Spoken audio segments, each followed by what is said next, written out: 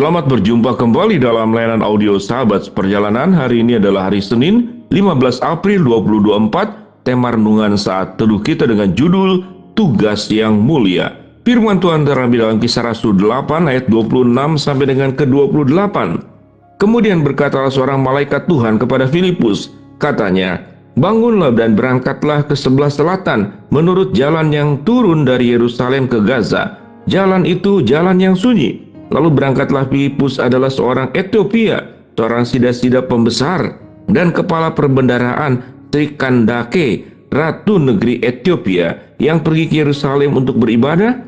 Sekarang orang itu sedang dalam perjalanan pulang dan duduk dalam keretanya sambil membaca kitab Nabi Yesaya. Mari kita berdoa. Bapa yang di dalam surga, dalam kehidupan ini kami hidup bekerja, kami hidup berusaha, namun ada pekerjaan dan tugas yang mulia yang harus diemban oleh setiap orang percaya. Dalam nama Tuhan Yesus kami berdoa, amin. Shalom sahabat perjalanan yang dikasihi Tuhan, apa yang dimaksud dengan tugas yang mulia? Tugas yang mulia pasti itu tugas yang baik, tugas yang indah, dan tugas yang sesuai dengan kebenaran firman Allah. Oleh sebab itu disebut dengan tugas yang mulia. Kenapa disebut sebagai sesuatu yang sesuai dengan kebenaran firman Allah? Karena sifat mulia itu adalah sifat yang dimiliki oleh Allah. Sifat yang mulia, perbandingan dengan benda disebut dengan emas yang murni, emas yang murni dan mulia. Emas mulia artinya tidak ada campuran. Sehingga tugas yang mulia itu adalah semata-mata melaksanakan tugas yang diperintahkan oleh yang Sang Agung dan Sang Mulia. Siapakah yang Sang Agung dan Sang Mulia? Yang teragung dan termulia hanyalah Tuhan. Dan pada bagian ini kita bertemu dengan Filipus yang ditugaskan oleh kepada dari yang Sang Agung dan Sang Mulia, yaitu Allah sendiri. Apa yang diperintahkan oleh Tuhan kepada Filipus melalui malaikatnya? Melalui malaikatnya Filipus diperintahkan supaya dia pergi, bangun dan berangkat ke sebelah selatan menurut jalan yang turun dari Yerusalem ke daerah Gaza, jalan yang sunyi. Lalu Filipus berangkat, ada seorang Etiopia, seorang sida-sida pembesar, kepala perbendaharaan Sri Kandake, ratu negeri Etiopia, yang pergi ke Yerusalem untuk beribadah. Sekarang orang itu sedang dalam perjalanan pulang dan duduk dalam keretanya sambil membaca kitab Nabi Yesaya. Kita bertemu dengan seorang sida-sida dari Etiopia yang sedang menganalisa sehingga dia memegang disebut dengan kitab Yesaya. Dia mencari tentang apa yang ada dalam kebenaran kitab Yesaya. Secara lebih jauh dia mencari tentang makna hidup, tujuan hidup, manusia dari mana. Lalu untuk apa manusia hidup? Setelah manusia mati, manusia itu kemana? Ini adalah hal-hal klasik, pertanyaan-pertanyaan klasik untuk setiap manusia. Tentu pergumulan seperti ini tidak akan dialami oleh binatang. Karena di binatang tidak ada unsur spiritualnya. Tetapi manusia itu memiliki unsur dimensi spiritual. Dia akan mencari kepada sumbernya. Jadi artinya kalau kita melihat bagaimana anak bebek, anak itik, anak angsa kalau ditinggal oleh induknya, dia akan cari induknya di mana. Itu gambaran di dalam dunia binatang.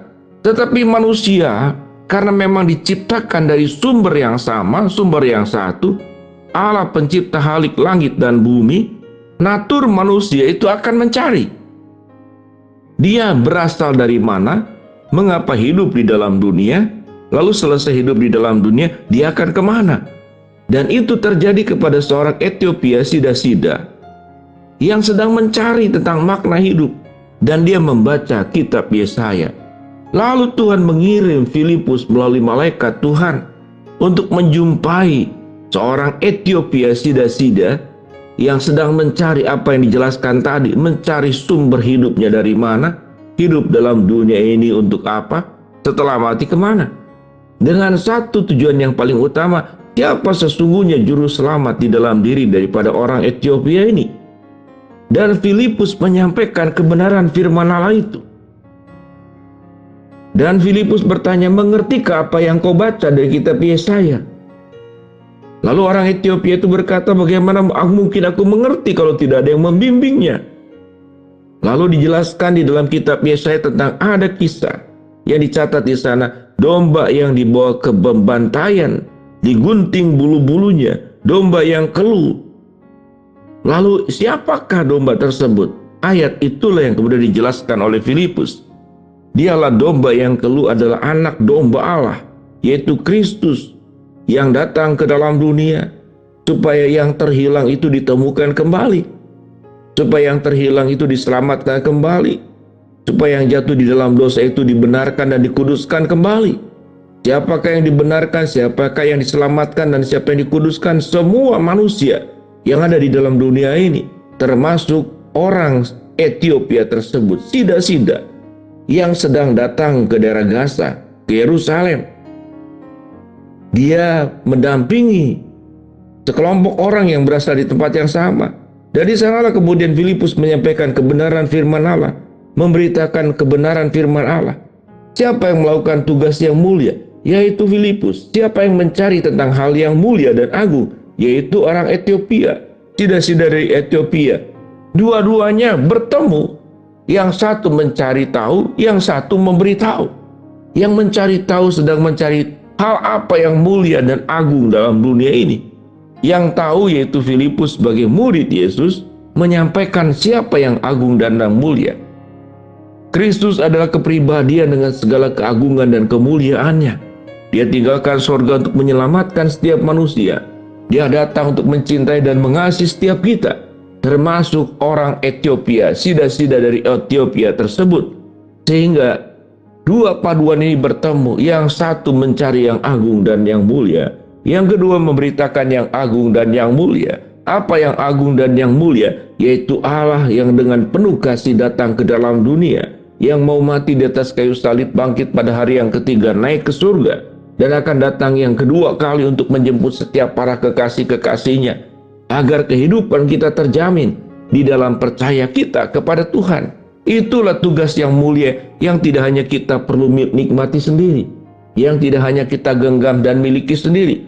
Kita perlu menyampaikan tugas yang agung dan mulia ini yang kita harus jalankan kepada orang-orang yang belum mengenalnya, khususnya mereka yang seperti Sida-Sida dari Ethiopia. Dia sedang mencari kebenaran. Dia membuka dirinya untuk mengetahui apa yang benar, apa yang agung, dan apa yang mulia. Dan Filipus melakukan tugas itu dengan penuh ketaatan lewat malaikat Tuhan yang menyampaikan dan memberitahukan agar Filipus menemui Sida-Sida dari Ethiopia. Dan pada saat itulah tidak hanya percaya Sida-Sida dari Ethiopia, dia kemudian dibaptis di dalam nama Tuhan Yesus Kristus dan menjadi pengikut Kristus. Di sanalah kemudian terjadi sebuah keindahan, di sanalah terjadi sebuah keagungan, di sanalah terjadi sebuah kemuliaan. Apa yang agung, indah, dan mulia? Yaitu tatkala seorang yang tidak percaya kepada Kristus membuka diri dan hatinya untuk menerima Yesus sebagai juru selamat. Terjadi pada orang Ethiopia dan juga bisa terjadi kepada siapapun. Siapakah Filipus? Yaitu diri kita semua. Agar kita pun menyampaikan berita tentang yang agung dan mulia, keselamatan dalam Kristus kepada orang lain. Tatkala Tuhan meminta kita untuk menyampaikan kebenaran Injil dan keselamatan ini, lakukanlah dan lakukanlah. Mari kita berdoa. Bapa dalam surga, terima kasih, kami bersyukur untuk hal yang sudah kami pelajari dalam bagian firman Tuhan ini. Hamba-Mu berdoa buat sahabat perjalanan yang sakit, Tuhan jamah sembuhkan. Sahabat perjalanan yang sedang mengharapkan sesuatu, Tuhan kabulkan. Sahabat perjalanan yang sedang menghadapi masalah, Tuhan bukakan jalan. Di dalam nama Tuhan Yesus kami berdoa. Amin.